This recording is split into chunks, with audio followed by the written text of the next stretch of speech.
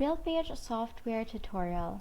In this video, I'm going to explain how to navigate and utilize RealPage software for property management effectively. Start by logging into your RealPage account. You'll be directed to the dashboard, which provides a comprehensive overview of your properties with financials and maintenance tasks. This is your main control center for managing daily operations, and this is how your dashboard is going to look like once you're in the website. To manage leases, go to the Leasing and Rents tab.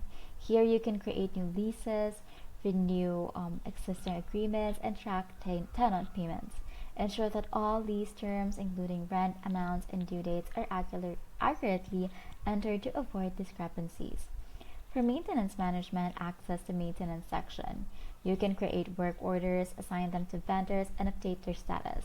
Attaching photos to work orders helps clarify the issue, ensuring faster resolution. Next, head over to the Accounting tab. This is where you track rent payments, apply late fees, and generate financial reports.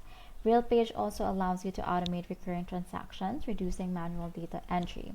In the Reports section, you can generate detailed reports on occupancy rates, rent collection, and maintenance expenses. These reports provide valuable insights for strategic decision making. And that's your RealPage software tutorial.